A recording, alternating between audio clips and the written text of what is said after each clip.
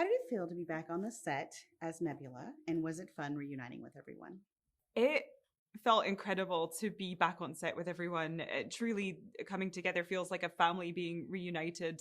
Um, it's been almost 10 years now that we've been working together, and we've been coming together sporadically over a decade, and those were quite formative years of our lives. And we get to run around as superheroes every so often. It's actually the best gig ever. It seems as though Nebula has lightened up quite a bit. Mm. Tell us about her attitude and where we find her at the beginning of the film. Nebula definitely has loosened up and lightened up a little bit in this film. She's been on this sort of journey of healing throughout all of the movies, and now she's at a place where Thanos has been eliminated from her life. She can start to develop a little bit more of that lighter personality. She's got a little bit more of a sense of humor this time. She has a fun rapport with Star-Lord. They're very like quippy and back and forth with each other, and it's been really nice to explore this new version of her, this more evolved version of her, and one that has more compassion and more vulnerability. Describe Nebula's interesting arc throughout the trilogy, and what has it been like as an actor bringing her to this point? I just feel so lucky that Nebula has been given the most incredible emotional arc over the course of all these films. She started off when we met her as like a bitter, tormented, twisted character on the periphery. And then actually, as we sort of gradually got to know her throughout the movies, we started to empathize with her and understand her point of view, and she didn't seem so villainous anymore. And then we watched her relationship with Gamora kind of develop, and they started to understand each other and gain empathy towards each other. And then she started to feel like for the first time in her life, she had a family around her and people who actually felt love towards her. And I think she probably has never experienced that in her entire life and never felt that. And so for her, it's been a journey of learning how to accept that, how to feel worthy of that love. And I think she's finally in a place where she feels that way now. There are amazing practical sets in this film. Can you tell us your favorite and why? There's so many amazing sets on this movie. I think one of my favorites would have to be the sort of like the skin belly like substance. It was all squidgy, and we got to wear like fun space suits, and it was just one of the more unique sets I think I've ever seen. Transforming into Nebula takes a lot of work. Has the makeup process changed in any way throughout the years? It does take a lot of work to get into the whole Nebula getup.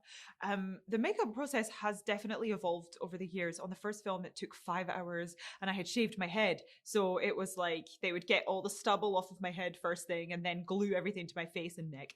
And then we sort of streamlined that over the years. And actually, I was able to keep my hair for this last movie. And so that actually added an hour onto the makeup because we had to wrap the hair. But I was willing to do it because I'm like, I get to have hair. Woohoo!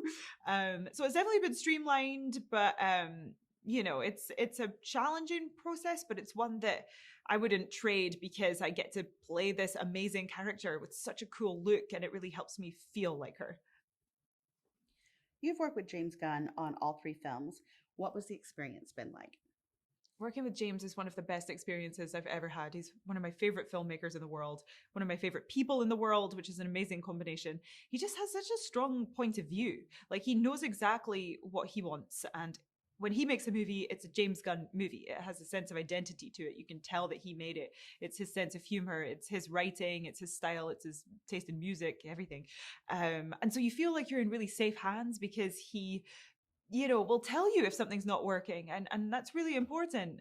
Sometimes actors are too directors are too intimidated to tell the actor if like their improv line is actually making the scene worse, which is quite often the case.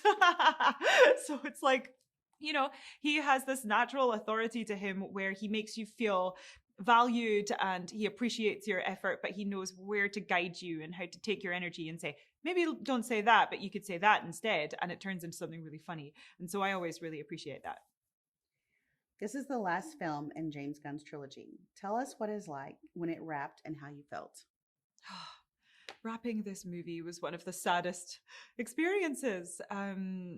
It's just the end of an era. It's the end of 10 years of our lives. We're not going to see each other regularly anymore, and that just comes with so many emotions, and I feel deeply attached to this character now as well. Like it's been an amazing exploration for me into you know, what it feels like to be a scapegoated sibling in a toxic family dynamic, not to get too serious, but, you know, it's been really, really fascinating to me. And so to let go is difficult, but at the same time, we're all like so proud of what we've done. So it's like bittersweet. What do you hope audiences will experience when they watch Guardians of the Galaxy Volume 3? I hope the audiences experience the wild emotional roller coaster that is Volume 3. I mean, okay, I just saw it for the first time and I have never been on such a ride. Like, I was crying and then I was laughing hysterically and then I was crying again and then laughing again. It was like genuinely like a roller coaster. And you learn more about Rocket, which is just so cool. And people will experience the last adventure, the last hurrah. And it is so Guardians. It's so funny. It's irreverent, but it's also emotional.